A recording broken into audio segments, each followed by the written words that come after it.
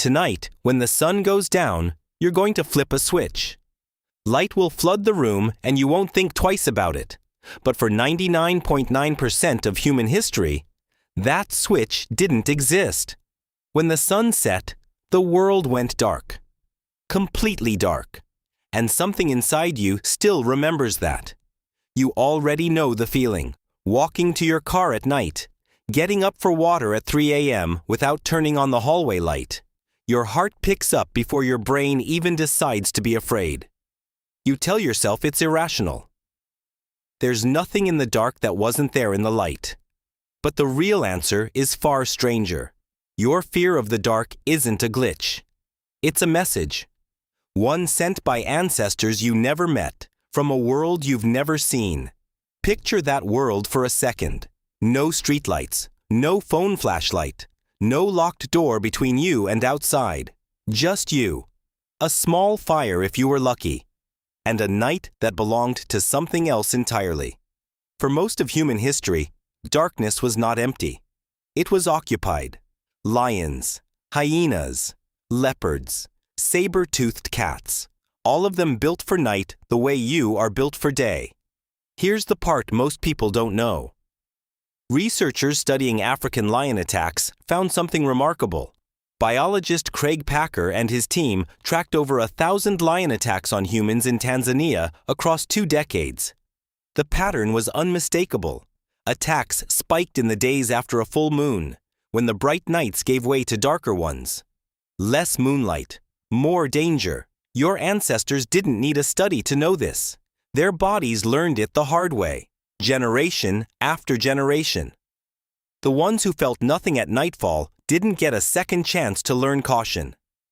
The ones who felt a jolt of fear, who froze, who listened, who didn't wander off alone in the dark, those were the ones who survived long enough to have children. And here's the strange part. You are one of those children.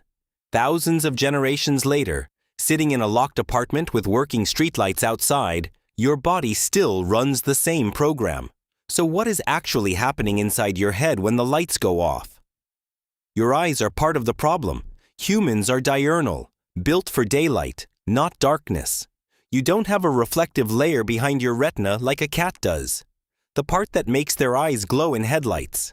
Without that, your night vision is weak. In low light, you are, in a very literal sense, nearly blind. So your brain compensates. It shifts strategy. Researchers have found that light actually suppresses activity in the amygdala, the almond-shaped structure deep in your brain that acts as your alarm system. The amygdala is the part of your brain that screams danger before you've consciously processed why. When the light disappears, that suppression lifts. The alarm system wakes up. Fully. Your brain stops waiting for clear evidence of a threat. It starts assuming one. This is called error management. When the cost of being wrong is wildly uneven, your brain doesn't aim for accuracy. It aims for survival. Think about the 2 ways you could be wrong in the dark. You hear a rustle, assume danger, and it's just the wind. Mildly annoying. You feel silly for a second. Or you hear a rustle, assume it's nothing, and it's not the wind. For your ancestors, the second mistake didn't get a second draft, so evolution rigged the system. It made the cautious mistake the comfortable one. It made you assume danger first and ask questions later.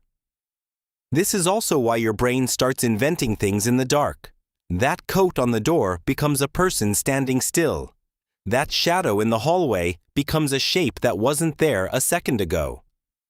This is called pareidolia, your brain's habit of finding faces and figures in random, ambiguous information. In daylight, you'd glance at that coat and move on. In darkness, with your vision unreliable and your amygdala already on high alert, your brain doesn't leave the gap empty.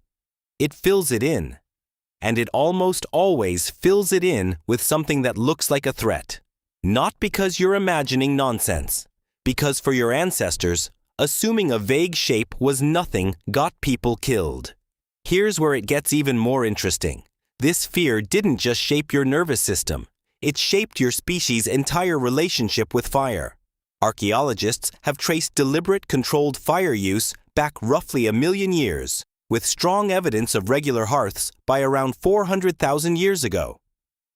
That fire wasn't just for cooking or warmth, it was a wall, a boundary between the world you could see and the world you couldn't. Anthropologists studying modern hunter-gatherer groups, including long-term work among the Yuhuansi of the Kalahari, have noted how firelight gatherings shaped the rhythm of the entire day. Daytime was for practical talk, work, conflict, negotiation. Nighttime around the fire was different. It was for stories, for myths, for the kind of talk that bonds a group together right when the dark outside is at its most dangerous. Your ancestors didn't just survive the night, they built culture around surviving it together. So when you think about it, every campfire story, every monster under the bed, every horror movie that refuses to show you the creature directly, all of it is the same ancient instinct wearing a new costume. The best horror movies understand something your brain already knew. An unseen threat is scarier than a visible one. Your imagination, given just enough darkness, will always build something worse than what's actually there. Which brings us back to tonight. You'll walk into a dark room and your hand will instinctively reach for a switch before your brain even registers why. That's not weakness. That's not irrationality. That's 1,000,000 years of ancestors who didn't have a switch, passing down the only thing they could leave you. Caution wired straight into your nervous system. You are not afraid of the dark because something is wrong with you. You are afraid of the dark because, for almost the entirety of human history, being afraid of the dark was the only thing standing between someone like you and someone like them not existing at all. So tonight, when the sun goes down and you flip that switch without thinking, remember what you're really doing. You're not just turning on a light. You're closing a door that your ancestors spent 1,000,000 years learning to fear.